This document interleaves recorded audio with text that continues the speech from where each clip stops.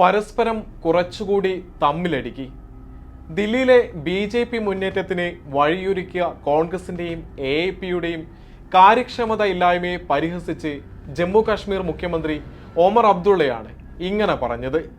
2020-ൽ 70-ൽ 62 seat നേടി അധികാരത്തിലെത്തിയ AP. ഇക്കുറി 23 സീറ്റിലേക്ക് കൂപ്പുകുത്തി. കോൺഗ്രസ് ആണെങ്കിൽ വോട്ടെണ്ണൽ തുടങ്ങി ആദ്യ മണിക്കൂറുകളിൽ ഒരു സീറ്റിൽ മുന്നേറിയെങ്കിലും പിന്നീട് സംഭൂജ്യരായി. എക്സിറ്റ് പോളുകൾ പ്രവചിച്ചതുപോലെ കേവല ഭൂരിപക്ഷവും കടന്ന് 47 സീറ്റുകൾ നേടിയാണ് ബി.ജെ.പി. ദില്ലി ഭരണം ഉറപ്പിച്ചത്. എക്സിറ്റ് പോളിനെ പാടെ തള്ളിക്കളഞ്ഞ് പല കാലങ്ങളിൽ ഭരണം അരക്കിട്ടുറപ്പിച്ച പാർട്ടിയാണ് ആം ആദ്മി. അങ്ങനെയുള്ള ഒരു പാർട്ടിയുടെ വൻമരങ്ങളായ കെജ്രിവാളും മുൻ ഉപമുഖ്യമന്ത്രി മനീഷ് സിസോദിയും അടക്കമാണ് കടപുഴകി വീണത്.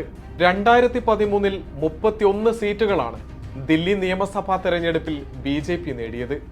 കേവല ഭൂരിപക്ഷം നേടാത്ത ബി.ജെ.പിയെ അധികാരത്തിൽ നിന്ന് അകറ്റിയത് 28 സീറ്റ് നേടിയ ആം ആദ്മി പാർട്ടിയും 8 സീറ്റ് നേടിയ കോൺഗ്രസും ഒന്നിച്ചു നിന്നതോടെയാണ്. ബി.ജെ.പിയെ ഭരണത്തിലേറ്റാതെ നടത്തിയ രാഷ്ട്രീയ നീക്കത്തിന്, രാഷ്ട്രീയ ജാഗ്രതയ്ക്ക് അന്ന് വലിയ പ്രശംസ ലഭിച്ചു. ലോക്പാൽ ബിൽ പാസാക്കാൻ കഴിയാത്തതിനാൽ താമസിക്കാതെ ഭരണത്തിൽ നിന്നിറങ്ങേണ്ടി വന്നെങ്കിലും 2015-ലെ തെരഞ്ഞെടുപ്പിൽ 70-ൽ 67 സീറ്റ് നേടാൻ എ.പി.ക്കായി. അങ്ങനെയുള്ള ഒരു പാർട്ടിക്കാണ് ഈ വൻ തിരിച്ചടി. ദില്ലിയിൽ ഭരണം പിടിക്കാൻ ബി.ജെ.പി. സമീപ വർഷങ്ങളിൽ ആഞ്ഞു ശ്രമിച്ചിരുന്നു. അതിനായി കുടില തന്ത്രങ്ങൾ ആവുന്ന വിധത്തിൽ പ്രയോഗിച്ചു. ദില്ലി മദ്യനയ കേസിൽ ഉപമുഖ്യമന്ത്രി മനീഷ് സിസോദിയ, സഞ്ജയ് സിംഗ് എം.പി., സത്യേന്ദ്ര ജെയിൻ, കെജ്രിവാൾ അടക്കമുള്ള നേതാക്കളെ ബി.ജെ.പി. തുറുങ്കിലടച്ചു. കേട്ടുകേൾവിയുള്ള ആരോപണങ്ങളിലാണോ ഇത്തരത്തിൽ നടപടിയെന്ന് സുപ്രീം കോടതി വരെ ചോദിക്കുകയുണ്ടായി. CBI, ED ഉൾപ്പെടെയുള്ള അന്വേഷണ ഏജൻസികളെ ബി.ജെ.പി. രാഷ്ട്രീയ വേട്ടയ്ക്ക് ഉപയോഗിച്ചതിൻ്റെ കൃത്യമായ തെളിവുകളിലൊന്നാണ് ഈ നടപടികളെന്ന് പിന്നീട് വ്യക്തമായി. ഈ രീതിയിലടക്കം രാഷ്ട്രീയ വേട്ട എ.പി.ക്കെതിരെ വന്ന കാലയളവിലാണ് അതിനെ പ്രതിരോധിക്കാൻ ആം ആദ്മിക്കും കോൺഗ്രസിനും കഴിയാതെ പോയത്.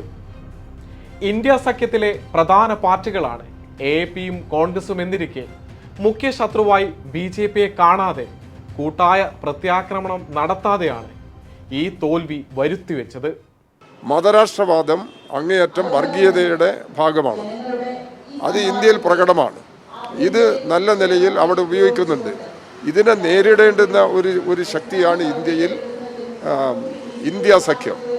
ആ ഇന്ത്യ സഖ്യം ശരിയായ രീതിയിൽ പ്രവർത്തിപ്പിക്കുന്നതിന് വേണ്ടി കോൺഗ്രസിൻ്റെ സഹകരണം ഉണ്ടാവുന്നില്ല. ഡൽഹിയിൽ കോൺഗ്രസ് മുൻകൈയെടുത്തിരുന്നു എങ്കിൽ ഇന്ത്യ സഖ്യം ഫലത്തിൽ അവിടെ രൂപപ്പെടുത്താൻ കഴിയുമായിരുന്നു. ആ ഉത്തരവാദിത്തം കോൺഗ്രസ് നിറവേറ്റുന്നില്ല.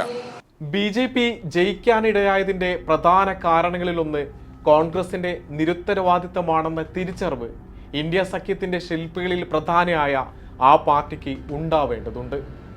അഴിമതിക്കെതിരെ സന്ധിയില്ലാത്ത പോരാട്ടമാണ് തങ്ങളുടെ ദൗത്യമെന്ന പ്രതിച്ഛായുണ്ടാക്കിയ ദില്ലി പിടിച്ച എ.പി.യെ അഴിമതി പാർട്ടി എന്ന പ്രതീതി സൃഷ്ടിക്കാൻ ഒരു തെളിവുമില്ലാതെ മദ്യനയ കേസിലൂടെ ബി.ജെ.പിക്കായി. ജയിൽ മോചിതനായ കെജ്രിവാളിന് തന്റെ പ്രതാപം തിരിച്ചുപിടിക്കാനോ ബി.ജെ.പിയുടെ പ്രചാരണങ്ങളെ തടുക്കാനോ കഴിഞ്ഞില്ലെന്ന് അദ്ദേഹത്തിന്റെ തോൽവിയിൽ നിന്നടക്കം വായിച്ചെടുക്കേണ്ടതുണ്ട്. ദില്ലിയിൽ ബി.ജെ.പി. ഒരു തരത്തിലും അധികാരത്തിലേറരുതെന്ന ആഗ്രഹം ലെവലേശം കോൺഗ്രസിന് ഉണ്ടായിരുന്നില്ലെന്ന് വ്യക്തമാക്കുന്നതാണ് തെരഞ്ഞെടുപ്പ് പ്രചാരണ വേളയിൽ കണ്ടത്. കോൺഗ്രസ് നേതാക്കളായ രാഹുൽ ഗാന്ധിയും പ്രിയങ്ക ഗാന്ധിയും കെജ്രിവാളിനെയും എ.പി.യും കടന്നാക്രമിച്ചു. യമുന ജലം ശുദ്ധീകരിക്കുമെന്ന് വാഗ്ദാനം നൽകിയ കെജ്രിവാളിനെ അവിടുത്തെ ഒരു കവിൾ വെള്ളം കുടിക്കാൻ രാഹുൽ വെല്ലുവിളിച്ചു. പ്രിയങ്കയാണെങ്കിൽ മോദിയെയും കെജ്രിവാളിനെയും ഒരേപോലെ കാണുന്ന വിശേഷണം നടത്തി. മോദിയും കെജ്രിവാളും കരയുന്ന കുട്ടികളാണെന്നും വലിയ പേടിത്തൊണ്ടന്മാരാണെന്നും പറഞ്ഞു.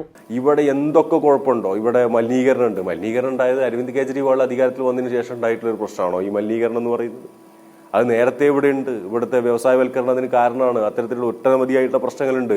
അതിന് ഈ പറയുന്ന കേന്ദ്ര ഗവൺമെന്റിനും കൃത്യമായിട്ടുള്ള പങ്ക് നിർവഹിക്കാനുണ്ട്. അത് അവർ നിർവഹിച്ചിട്ടുണ്ടോ? അത് BJP-ക്കെതിരായിട്ടുള്ള ക്യാമ്പയിനാക്കാൻ വേണ്ടിയിട്ട് കോൺഗ്രസ് ശ്രമിച്ചോ? അതെല്ലാം ആം ആദ്മിയുടെ കുറ്റമാണ് എന്നുള്ള നിലയിലേക്ക് പറയാനും ആം ആദ്മിയെ ടാർഗറ്റ് ചെയ്തുകൊണ്ടുള്ള പ്രചരണമാണ് കോൺഗ്രസ് നടത്തിയത്. ആ നിലക്ക് ബി.ജെ.പിയെ വിജയിപ്പിച്ചതിൻ്റെ മുഴുവൻ ഉത്തരവാദിത്വവും കോൺഗ്രസിനാണ് എന്നുള്ളത് നിസ്സംശയം നമുക്ക് പറയാൻ വേണ്ടി പറ്റും. ആം ആദ്മിയെ തോൽപ്പിക്കുക എന്ന ലക്ഷ്യം വെച്ച് മാത്രം തെരഞ്ഞെടുപ്പിനെ മുന്നിൽ കണ്ട കോൺഗ്രസ് BJP-യുടെ വിജയം ഉറപ്പിക്കുക കൂടിയാണ് ചെയ്തത്.